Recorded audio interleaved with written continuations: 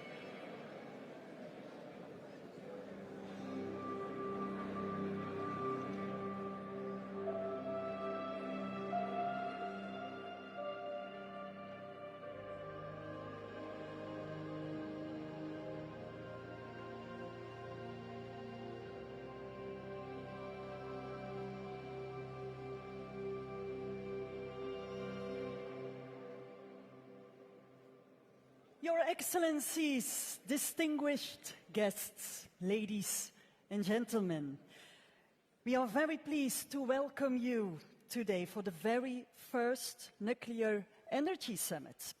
This is the highest level meeting to date, exclusively focused on the topic of nuclear energy. And this summit is a testament to the open and innovative spirit of Brussels, and the Atomium is a symbol of that.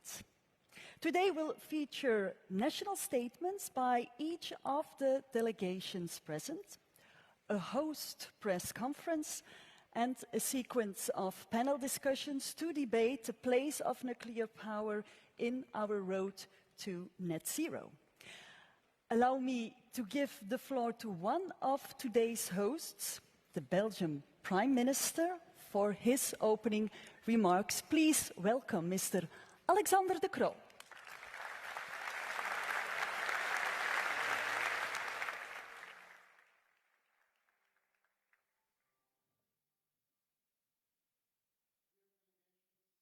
Ladies and gentlemen, coming from around the world, a very warm welcome here in Brussels. We are just a few steps away from the Atomium. The Atomium, a symbol of technology and innovation, an infinite belief in scientific progress.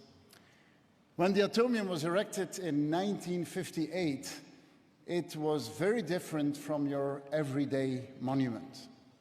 It echoed the optimism about the atomic age, with gleaming spheres evoking scientific wonder. Reflecting human ingenuity, the Atomium inspired generations to come. This is the very reason why we meet today. Reaching net zero by 2050 will require the same human ingenuity. And nuclear energy will be part of achieving that ambitious goal. For Belgium, today's gathering is about accelerating our collective path to climate neutrality. Every day, in every corner of the globe, the consequences of climate change are becoming increasingly visible. We cannot waste any time when it comes to fighting global warming. The challenge we face is enormous. It will require vast, safe, and reliable amounts of carbon-neutral energy. It will require a perspective for sustainable growth. It will require us to have our citizens and industries on board. It will require nuclear energy as part of the mix. Energy abundance is the way forward. Our energy future depends on pursuing an and story, not and/or. And that is exactly what Belgium has done over recent years, by investing massively in offshore renewable energy. Our coastline is very limited, but we are quadrupling our offshore wind power production in the North Sea. By 2030, our production will cover the electricity consumption of 5 million households, almost all of our population. We are erecting the world's first energy island in our waters, with interconnectors that will connect wind farms from all over Northern Europe. But Belgium has also decided to extend the operations of its youngest power plants for a further 10 years. And we are investing 100 million in SMR research. Our approach must be comprehensive, embracing different energy sources, navigating the complexities of energy security in the 21st century. This first Nuclear Energy Summit brings together over 300 CEOs, entrepreneurs, scientists and civil society figures alongside 37 political leaders. You will plan our common energy future together, from intentions to projects, from PowerPoints to standardization and scalability. To achieve our goals, we will need your ingenuity. Governments, but even more so, our citizens and private partners. We will only succeed when innovation is brought to the market in a cost-effective manner. Repeatability is at its heart, pushing back the optimism bias that all too often hinders budgeting and planning. This is the key to achieve the promise of the atom once again. One final word of gratitude for your leadership, Director General Grossi de Rafael, for your recognition of Belgium's nuclear heritage, for your support to my government effort to reverse course and to achieve lifetime extension under difficult circumstances. I wish all of you here today creativity, perseverance, and of course, ingenuity. Enjoy this first global summit for nuclear energy. We are proud to be your host. Thank you very much.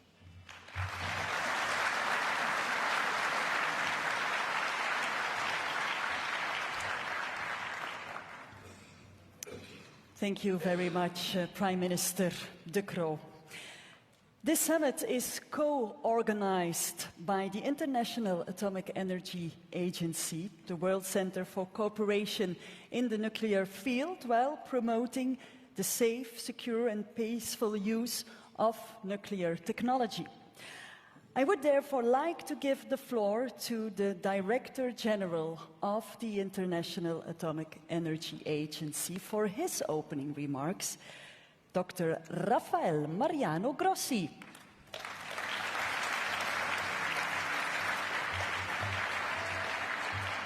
Thank you very much. Good morning, everybody. Good morning, ladies and gentlemen. Dear Alexander, thank you for hosting us for this first ever Nuclear Energy Summit. It is interesting to note that it took 70 years of commercial exploitation of nuclear energy to have the first meeting at your level, at our level, at the level of world leaders. And it's logical that it happens now. Could have happened before, but now it is not a good thing to have. It is a need. It is a necessary thing to have. There is a convergence of factors that we all know and you as leaders are dealing with every day. There is an energy crisis, an energy dilemma. There are also undeniable tensions in the world, and we know for a fact that nuclear energy today, not as a prospect, not as a plan, not as a utopian idea, is today, as we speak, providing a quarter, 25% of the clean energy which is produced in the world, and here in Europe, half of it. But more is needed in a collaborative way. As Alexander was wisely saying, this is not a beauty contest. This is a fight where we have to use all the available, dispatchable, CO2-free energy sources for the common challenge, which is to decarbonize our energy matrices as soon as we can. And we are moving in that direction. As I was saying, it took 70 years to get to the first summit. It took 28 conferences on climate change to recognize at long last that nuclear should be accelerated. And it's good that it has happened. Better late than never. And now we need to see what is needed so that this is done in the right way. And this is why the IAEA is part of the effort. This is why we are here. Because we were created in the 1950s, more or less at the time the beautiful atomium was being built. In fact, the atomium was 58. The IAEA was created in 57, after the 1953 Atoms for Peace speech by President Eisenhower at the United Nations. Atoms for Peace is what we need. And Atoms for Peace is all about the challenge that we have in front of us. The important thing is that this, in a world that is, of course, confronted with all these tensions and differences, this, as you can see here, this is a global effort. It's not Europe, it's Africa, it's Asia, it's Latin America, it's North America. It's the world that needs this to get its act together and to do it in a better way. But of course, when we meet at this level of leaders, it's not to celebrate or simply to commemorate something, it's to think about how to do it better and how to do it right. And this is why I'm very proud to say that all the participants from all over the world reunited here in Brussels have agreed on a declaration that addresses these points. This declaration addresses all these points, but also focuses on what we still need to do in order to facilitate, to make possible that this promise, that this factor, that the nuclear factor is there in the right way. And what we have in mind here, of course, is aspects that are very, very concrete, very tangible, like the financing, for example. And we know that still we do have, or we do not have, rather, a level playing field when it comes to integrating nuclear. We still have an international financial institutions and architecture that in some cases, even today, prevents, forbids financing of nuclear projects. But we have moved beyond that. A page has been turned, and we have to make sure that we are well aligned to do what we need to do. This is why we are so happy to be here. This is why the first ever nuclear energy summit is marking a way forward. And the IAEA is going, of course, to be playing its role, to make sure that whenever that happens, whenever nuclear energy is used, whenever we are benefiting from that, this is going to be done in a safe, secure, and in a non-proliferation way. So thank you again, Alexander, for having so graciously hosted this important historic meeting. We are there. We are going to be working together. This is a decision. Nuclear energy will be part of the solution, and we are very happy to be doing it with you. Thank you very much.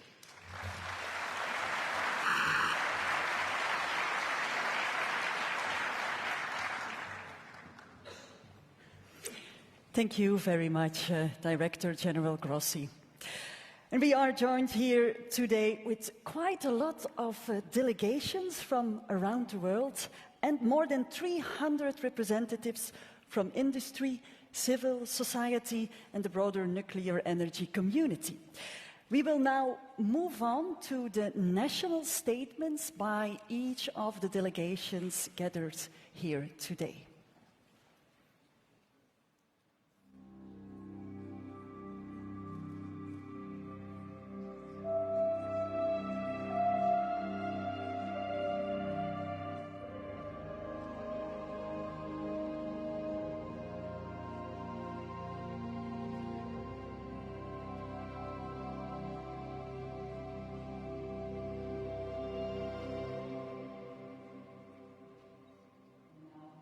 Welcome the President of the European Council, His Excellency Charles Michel.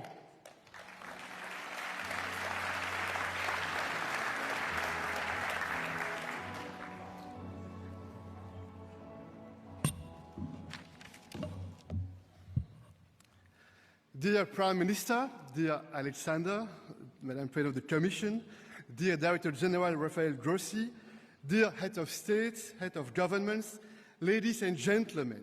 First of all, dear Alexander, let me thank you for hosting this important summit under the Belgian presidency. Ladies and gentlemen, a more sovereign Europe is not just wishful thinking. Today, the world is more dangerous and unpredictable than ever. Wars, conflicts, climate change, and the digital revolution. And that's why in the EU we know that we must take greater responsibility for our common future. Our actions must match our ambitions. We are getting stronger in strategic areas and building our European sovereignty, especially in two critical areas that should be priorities for all of us. First, our competitiveness and prosperity. Second, our security and defense. Russia's war against Ukraine has been a brutal awakening for all of us. It showed we need to be a lot stronger in security and defense. We must be defense ready. But Russia's war has also had a dramatic impact on our energy security. In fact, the Kremlin fired an energy missile at Europe to obliterate our economies, weaken our societies, and destroy our morale. And it showed we must be more independent in the energy sector and less dependent on unreliable regimes for our energy. More independence means more freedom. Freedom to act boldly, to defend our interests and to promote our fundamental values. And that's why we must build a genuine energy union as a pillar of our EU sovereignty, because this would allow Europeans to act collectively and give us more energy security and more control of our future. Nuclear energy has a role to play in our European sovereignty. Ladies and gentlemen, dear friends, nuclear energy accounts for about 10% of electricity generation globally. And in the EU, each member state decides on its own energy mix, including whether to include nuclear power or not. Nuclear can help ensure grid stability when fossil fuel power stations are phased out, Nuclear helps give our union more energy security. Nuclear energy can also help us fight climate change by reducing our greenhouse gas emissions. We are investing massively in renewables, it was said by the Prince of Belgium. But we need to do more, we must innovate more, small modular reactors, foster new technologies such as hydrogen. They could be decisive in decarbonizing our building sector, for instance, and promising advances in fusion and fission technologies could be a game changer for the future of nuclear energy. Ladies and gentlemen, dear friends, we also need to strengthen nuclear security around the world. And the IAEA plays a crucial role helping countries apply international safety standards to strengthen nuclear power plant safety. Dear Director General, dear friend Rafael Grossi, the EU fully supports you, your work. The agency is playing a fundamental role in ensuring nuclear energy is used for safe, secure and peaceful purposes.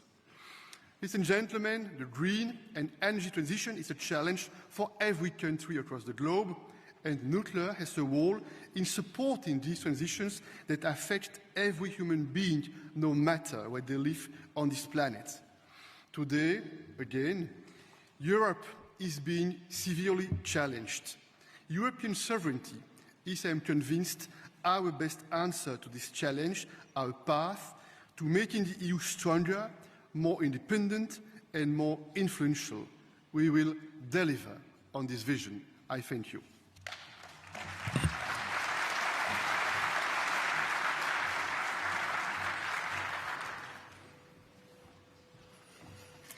Thank you very much, Mr. President. And now I'm very honored to give the floor to the President of the European Commission.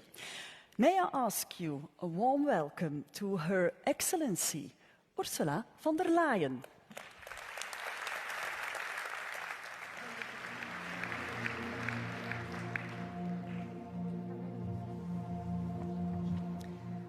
Dear Prime Minister Alexander De Croo, fellow leaders, Excellencies, Director General Grossi, ladies and gentlemen, thank you very much for this opportunity to address this summit meeting. As everyone is aware, there are different views across the European Union on nuclear power. But I am here because I believe that in countries that are open to the technology, nuclear technology can play an important role in the clean energy transition. I can also see that after the global energy crisis caused by Russia's invasion in Ukraine, many countries are giving a fresh look to the potential role that nuclear might play. So why is this? First of all, of course, to reach our climate goals. Let us not forget that nuclear power worldwide is the second largest source of low-emission electricity after hydropower. Second, of course, to safeguard our energy security. Countries look to reduce their dependence on imported fossil fuels. And the third reason is to ensure our competitiveness. Nuclear power can provide a reliable anchor for electricity prices. Now, this renewed interest comes at a pivotal moment. Most pathways to net zero keep a place open for nuclear power.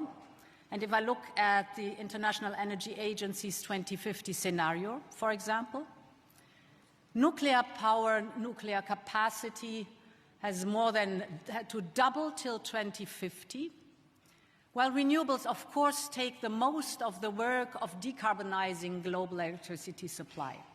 And yes, also our European Commission projections show that renewable energy sources in the majority are complemented by nuclear energy and will be the backbone of the EU power production by 2050. However, this future for nuclear technology is hardly assured. The reality today in most markets is a reality of a slow but steady decline in market share. So if you look at the world as a whole, nuclear currently accounts for 9% of the global electricity mix. But in 1988, nuclear power reached 18% share. That is the double of today. And the same is visible within the European Union. Nuclear power is still the largest single source of electricity generation in the European Union, with a 22% share. But that share is substantially below the levels reached in the 1990s, when nuclear power generated 1/3 of Europe's electricity. So what would it take for nuclear to make a substantial contribution to our climate neutrality objective? And I see a few key tasks ahead of us. The main one is to secure new investments. The IAEA analysis tells us that investments need to accelerate already this decade and reach new heights in the 2030s to meet the Paris Agreement target.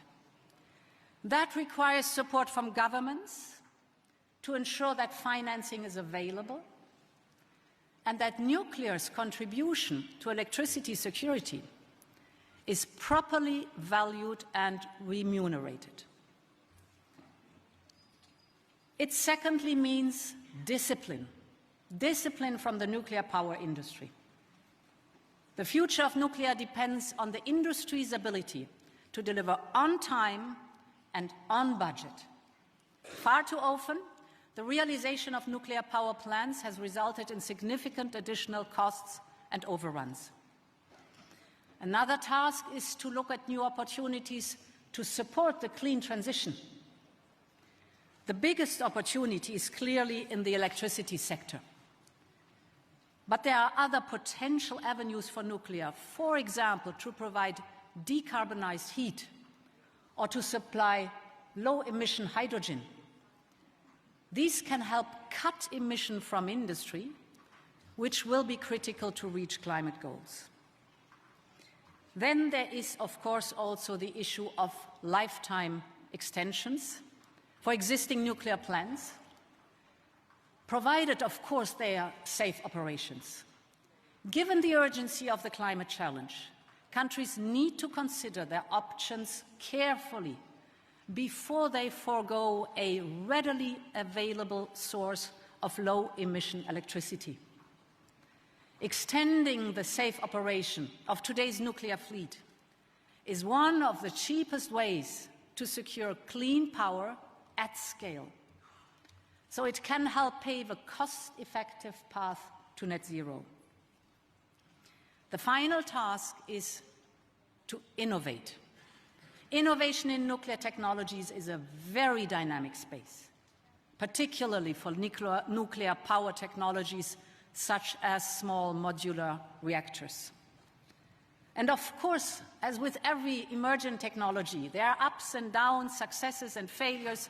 That is quite normal. But SMRs are a promising technology, and there is a race underway. The race is among leading countries and companies to prove this technology and bring it to the market.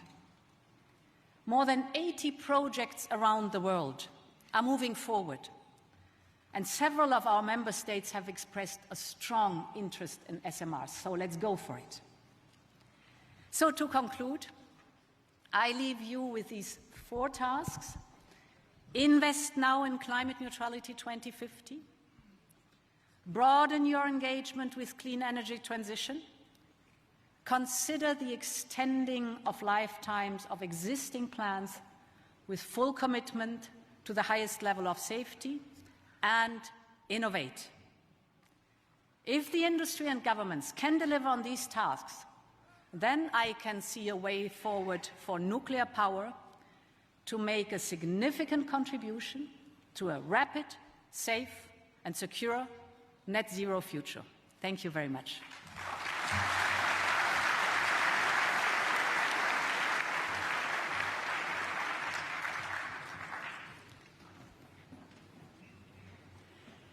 Thank you very much, Madam President von der Leyen. And now, please welcome the President of Romania, His Excellency Klaus Iohannis.